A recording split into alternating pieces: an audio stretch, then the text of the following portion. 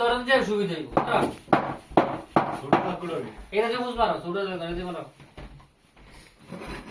মুরগিরে সিলতে তিন চার জন ওরে পরে করবে। আসসালামু আলাইকুম রাহমাতুল্লাহ। প্রবাস জীবন ভাই সবাই দেখেন, এই যে ভাই বারাদার আমাদের মিরাজ খান, মিরাজ খান দিতাছি, ফজলুল করিম, ওই যে আমাদের বাবুর্চি 1 নম্বর শাহিন, কি কথা দেখেন বেস্ট, কিন্তু মাঝে মাঝে মাথা গরম করে এই যে মহিউদ্দিন শেখ, মহিউদ্দিন শেখ, এই যে হৃদয়, আব্দুল মমিন, বর্তমানে আমাদের ফ্যাক্টরির স্বনামধন্য আয়রনম্যান আব্দুল্লাহ, এই যে আব্দুল আল মামুন, আর আমি মোহাম্মদ জাকির হোসেন।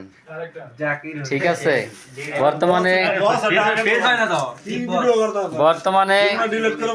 এই যে আমাদের কোম্পানির দায়িত্বে আছে মিরাজ খান, মহিউদ্দিন, ফজলুল, শাহিন, আমরা কাজ করি ভাই।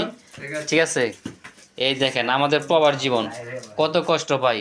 এই এখন আপনারা একটু দেখেন আমাদের ভাইয়ের সাক্ষাৎকার, আপনারা একটু শোনেন।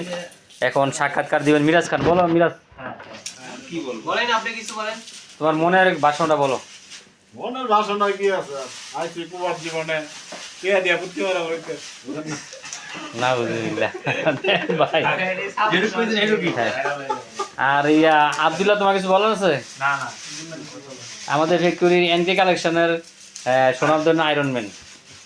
আর মহিউদ্দিন, তোমার কিছু বলার আছে? মমিন, তোমার কিছু বলার আছে? ফজলু কিছু বলো। নো বলার কিছু নাই। শাহিন কিছু বলো।